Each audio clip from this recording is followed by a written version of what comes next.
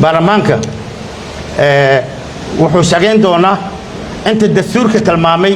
dastuurka kan hadda la ansixiyay intuu tilmaamay uu baarlamaanka joogi doonaa ki ku meel gaarkii ma haya dastuurka rasmiga ah intuu tilmaamay uu baarlamaanka shaqeyn doonaa iyo hay'adaha dastuuriga ya shaqeynayaan kala fadhiida noo harsan insha Allah shuruuc kale muhiim ah hadda laga gaari waayay iyo waxyaalo badan oo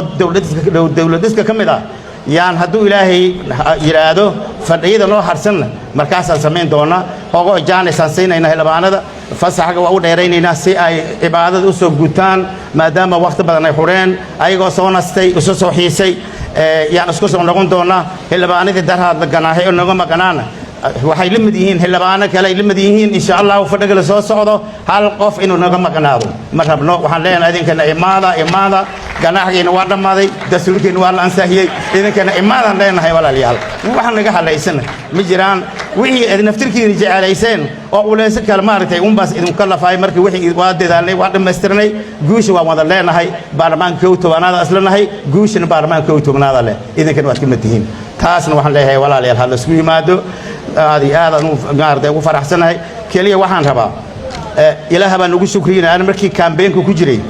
afar waxyaalood aniga ku campaign gareynay afartii waxyaalood saddex ilaahay waa waafajiyay guddigii aniga oo runtii qof kaligiis wax ma sameeyay dhammaanteen arintaas gacan lagu siiyay baarlamaan ha noqdo hay'adaha dawladda madaxweynaha ugu sare gacan lagu siiyay saddex arrimood ay ahaayeen qodobka koowaad wuxuu ahaa dastuurka iyo shuruucda muhiimka ah oo suurtagali weysay oo dalkeenin uu xanaban yahay inaan ku dadaalayno aan fulinayno haddii aniga la doorto ayaa ka mid ahaa musharax waa duuban tahay waad ogtihiin xildhibaanadii waa joogaa qodobka koow buu ahaa dastuurka iyo shuruucda muhiimka ah oo la dhaqaajin waayay inaan dhaqaajinayno qodob labada aqal oo baarlamaanka tobanaad wada shaqeyn waayeen si muwaafaqo inaan u shaqeyno isku duubnaano yaan u howlgalayaa baan yidhi taasna ilaahay waa nagu guulay waa qodob labaad qodobka saddexaad wuxuu ahaa arrin aniga awoodayda ka baxsanahay waxaan yidhi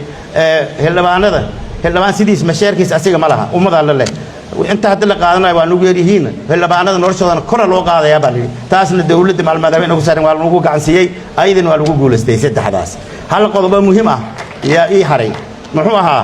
gurigii ummadda in la dhisaayo oo labada aqalba loo dhisaayo in ballan qaaday tiyaa dhaqaaqi weysay waxaan codsanayaa madaxweynaha ra'iisul wasaaraha dawladda waa wada joogtaa ballantaasna ay rumowdan rabaa oo la isku gacansiyo qof kaliya isma samayn karo waliba hay'adda fulinta madaxweynaha ugu sareeya arrintaas gacanta koowaad laga rabaa